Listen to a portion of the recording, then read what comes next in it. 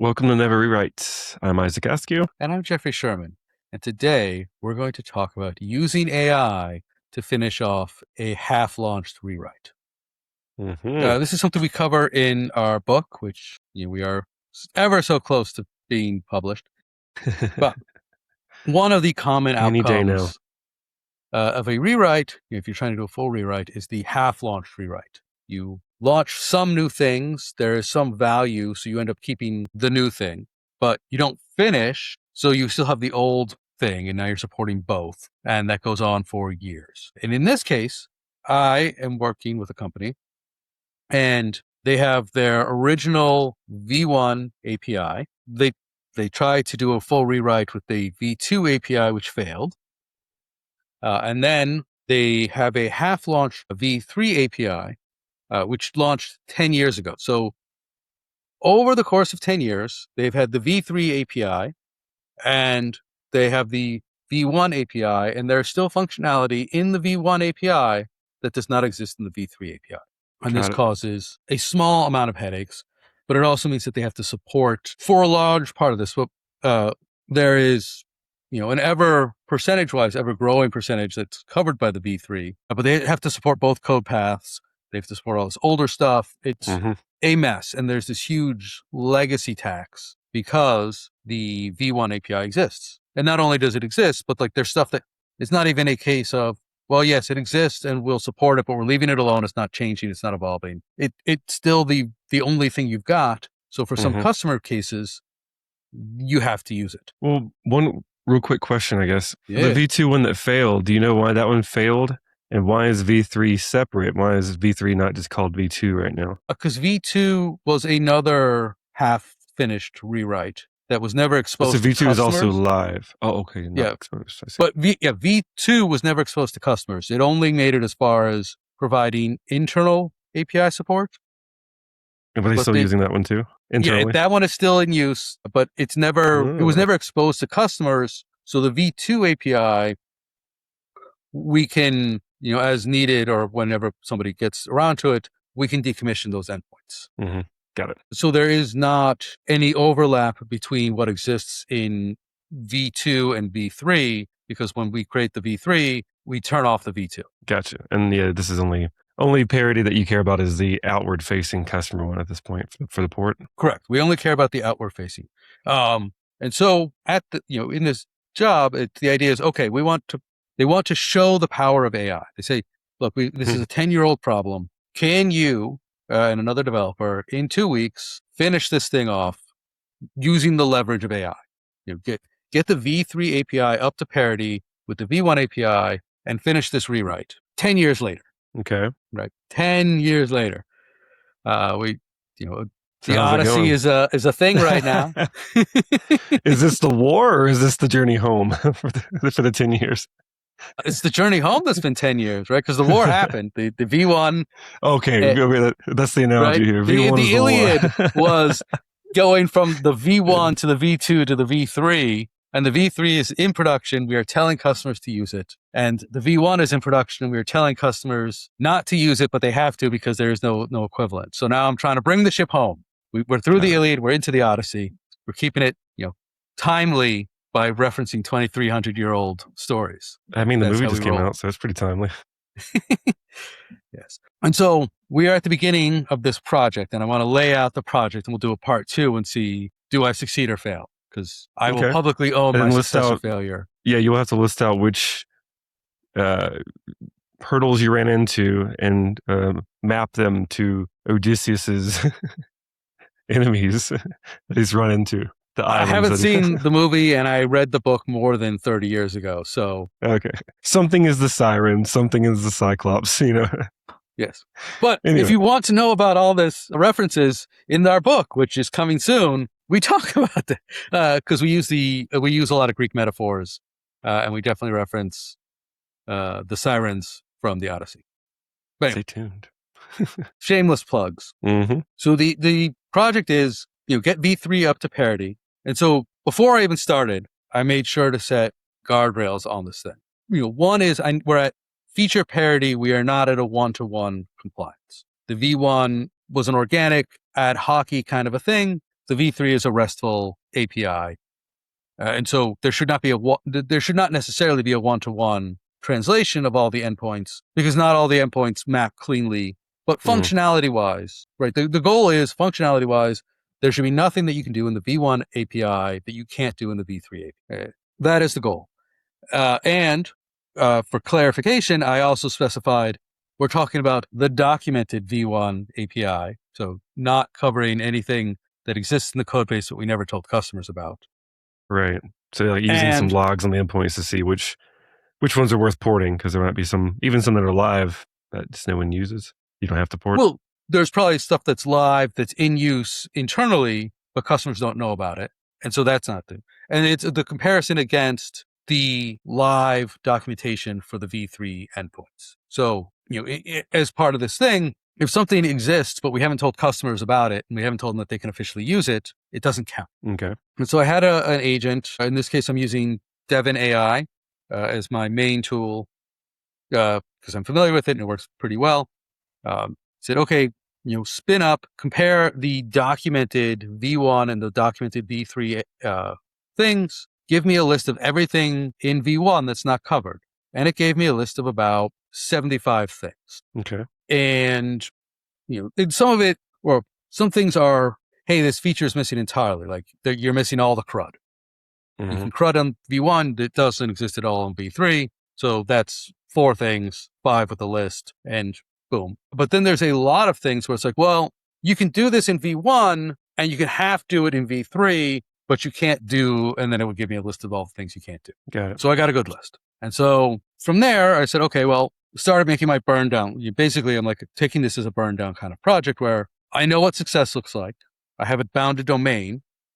And step 1 is sort of, okay, here's my gaps. Now how am I going to close these gaps? And so the next step was, okay, now actually analyze the code and tell me what do I already have that could close these gaps that's not in the documentation. And that, it spun around and it's like, okay, about a third. Okay. Maybe, right? Because there's a lot of stuff. And so I then I then worked up a skill where I'm like, okay, right, here's the gaps. And I showed it how to do the gaps. And I'm like, okay, now here's how I want to close the gaps. Because remember, closing the gap requires that I update the documentation. So, any gap I close, it's code, release, update the documentation. 3 steps, 3 individual changes. Well, not necessarily individual changes. And then because I'm looking at it from I've done millions of rewrites, and I understand I'm trying to land the ship and not necessarily trying to close the gaps. I invented another requirement of, okay, now also I have to go back to the V1 API documentation and document what the V3 endpoint or endpoints that we want you to use instead are. So not just it exists, but now I'm actually telling you that it exists and what you should use instead. Just trying to nudge, right? It's been a decade that we've been saying this V1 endpoint, you shouldn't use it. Now I'm actually telling you what you should use instead. Like the nudge. It's not much of a nudge, but look, here's the documentation so that because I'm not talking to humans really. I'm talking to agents, which are going to scrape the documentation. And if I tell them, hey, this is deprecated, use this other endpoint instead, the agents will do it. They'll be happy to do it. Humans will move slow. Humans will ignore all that stuff. But with agents, updating this documentation is a key piece of actually getting the V1 to not be used anymore. And this is public documentation too, not just internal documentation. This is, you're updating the actual public facing, how to use or what to expect from these endpoints as well. Correct. The done means that the public documentation is up to date, right? So publicly, to redefine it, done means that everything that you can do in V1 exists as a documented endpoint in V3, and a requirement that I've added, the V1 documentation has a link to the V3 documentation that you should use instead. Got it. And again, we have no particular plans to sunset or to remove any of the V1 endpoints, but after more than a decade, every single V1 endpoint is still in use. And we did some analysis. It's 15% of our total traffic is the V1. So, it's a case of we haven't landed the ship. First of all, we don't have anywhere to land the ship. And second of all, we haven't done a good job at actually trying to land it. And this, going back to our policies or our discussion of, This is the standard disaster of a half-launched rewrite. You have the new thing, you have the old thing, people are going to use both. You're in a worse position than you started with. Right. Where if you had Theseus shipped, then you wouldn't have been in this situation. You would have evolved. So what's your method forward then in this case, like practically from coding? Are you getting ready for like a strangler fig kind of style cutover? Or like what's your, besides the documentation updates, what's your actual step-by-step CC ship approach programmatically? Well, in this case, the assignment lends itself, I don't need to strangler fig, or I'm not going to strangler fig because I have an A and I have a B, and A and B don't have to be the same thing. So effectively, I'm free to launch everything dark, and migration is not part of the project. Okay. So you can have the V1, I can set up the V3. As long as the V3 works correctly, that is sufficient in terms of this project. Because I don't have to do the implementation, I don't have to do the migration, it changes the scope. So instead of focusing on how I'm going to cut over, because I don't need to, the question in my approach is, how am I going to have the agent do all of my testing to prove that the two are the same?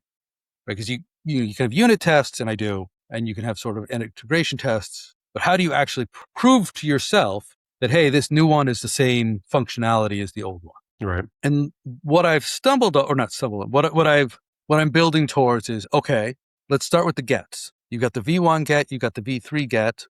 If we're saying that the functionality is the same, it should be the same. If it, for whatever parts of it covers, it should cover. And I can have the agent write that. So for each get that I'm doing, I have the agent write a comparator in Python, and I'm using a large, densely cluttered test account so that I have like real data, not just canned data. But like, okay, here's this account that has all this fake data, realistic but fake data. That's just want to make sure that every column returns essentially if you have like a series of data. Yeah. And it's different. So you would notice, you wouldn't be like, oh, well, it's every user is test user. It's dense, and I'm having the agent write that script for me. And then I'm executing it myself, mostly because I want to actually verify with my own eyes that it did do the same thing. Also, I don't want to give it the keys, the API keys to make all these calls. Fair enough. And so that is where I am right now, because it's the beginning of the project. I'm like, okay, do the gets, verify the gets. My thought is, as I'm going to iterate on this, is, okay, do the gets, great. Now do a post. Right now, making more elaborate thing. Have it do a V1 post, have it do a V2, a V3 post, and then use the V1 and the V3 gets to compare the data between the two. And then do the same thing with the puts, and then do the same thing with deletes. Is there whenever you're comparing what the responses are you also doing comparisons for like how the data is mutated, if it was mutated? Well, I guess you haven't gotten to the puts and the posts yet, but like just to make sure, like even if the response says, 201 or whatever, that something actually changed rather than it just spitting back data that you've given to it in the post. Yes. So let me go, because I think I did a bad job explaining. So my thought is, if I know the get is good, then I can do a V1 post and a V3 post, and I can then do a V3 get on both of them for the post from the V1 and the post from the V3, and then use the gets to compare and verify that the two things are the same. Got it. Okay. There's still no like database checking for like any kind of mutation that might have happened that wouldn't be part of the response. I did not. I have not. I debated it, and I was like, I don't have direct database access. Well, I mean, I do. I manually do, but I don't have it programmatically. Yeah. And I mean, so honestly, the agent might catch it anyway, like in test for what? You could catch it in some kind of integration test it writes or whatever. Right. And for the early stuff, for the RESTful stuff, it's fairly simple CRUD. So there shouldn't be wild side effects. And if it made an endpoint with the wild, that did anything abnormal, it would stick out like a sore thumb. So hopefully I would catch it. So then what is your release process? If you have an A and a B and you can like launch silently, are you still going to try to release not in a big bang cutover style, but release like kind of roll out to a certain subset of customers? No, instead I was going to do a soft release. Simply merge do the additive merging, release as it goes, in the regular cycle. So my work is not disruptive. The regular software releases go. We do a once a week So whatever changes get done in that week will go out, and then I will update the documentation, and then I will update the V1 documentation. And so Okay. that gives us a soft rollout of, okay, this thing's here, everyone could use it, but nobody is. But then I usage see. will You're slowly just going to keep ramp them both up, live. right? Because it's This is just live. additive. This is just parity and additive stuff, whereas most of your customers are still using V1. So they still have the ability to use V1, and you're like kind of nudging them, Right. hey, now that we have real parity, you should actually do that. So the project's not really done until you get all the customers actually using it and you've sunset V1, right? Well, I would say the rewrite is not done until you actually Mm, sunset the V1. But I'm trying to use AI in this case to get this is a rewrite that is, been floundering for 10 years now, mm, using AI to push it forward. Because this is something we talk a lot about in the book of, it's not enough to simply write the code, but it is necessary to write the code. And that's one of the things that people get wrong about rewrites is simply writing or rewriting the code. If you're going to write all new code, that's only the first part of your problem. Now you actually have to get that code into production. You need to get people to use it. And in this example, we are 10 years in and we haven't even finished writing the code. And so yeah. this project is to use AI to finish off writing the code, which is a necessary but not sufficient thing to finish the rewrite itself. So do you already have the plan to get people to use V3 done? Like, is the planning for that? Like, for me, it seems kind of odd, I guess, to commit to finishing it for the sake of finishing it, unless you just have free time. If there isn't like a rollout plan, or someone's already got the plan for getting people to migrate off of that, because otherwise you just kind of finished it, but nobody really has an incentive to move. Or, do you want to sunset the old one? Is it okay if they use the old one still? Or are you just trying to like let them use the old one, but then like hide the V1 API docs later? That way everyone can only find V3 or something like that. Great question. So the impetus is everything is agentic. And right now, our MCP server, we've added an MCP server, but we only pointed it to the V3 endpoints. Ooh, okay. That is And insensitive. so Okay. finishing off the migrate or getting to parity unlocks the full agentic options for our MCP users, which in and of itself is a huge win. Yeah. And it also, right, like it as we talk about iterative development, in 2 weeks I can close the gaps, but in 2 weeks I cannot get everyone to move. But as I mentioned at the start, it's okay, I added a thing of, okay, I'm going to update the documentation to link to the V3. And that will certainly, for any agentic development, which is probably most development at this point, right? I can't imagine there are many developers who are going to Yeah. look at our API docs and write a manual integration at this point in time. Right. Though having the documentation updated, all net new stuff will very quickly move to the V3, which won't change all the V1, but net new will all go to V3 very quickly because we'll have asked the agents to do it. The agents will be like, sure. Unlike humans who are persnickety and Yeah. recalcitrant. And so that gives us a migration path. And then, yes, it will still take a lot of time probably, for the V1 stuff to trickle down to the point where we can actually talk about, okay, can we get rid of this? Yeah. And I don't know how many customers you have using it, or if they even have an incentive to swap. Because I imagine some of them would, but maybe the other ones, they're not tech savvy and they set it up a long time ago and it works fine and they don't care, But maybe those are people, if they're big enough accounts, you can reach out to them and like work with them to, get them ported over if it's like necessary to change for like a security reason issue or something like that. Otherwise, yeah, just let them keep coasting. So we'll say, Well, yeah, I was gonna say, let's see I'm eager to hear about the progress in the part 2 for anything else you run into as you try to complete all of the other types of requests, like the puts and posts, deletes, and when they call it done, like on your end, So yes. So stay tuned for part 2 in 2 to 3 weeks. The timing doesn't align cleanly with when we record. So, well, either way, we'll just rename the episode and we'll mention to everybody this is the second piece. I'm sure it doesn't really matter when we actually. yeah. Thank you all for listening. I'm Jeffrey Sherman. And I'm Isaac Askew, and this is Never Rewrite.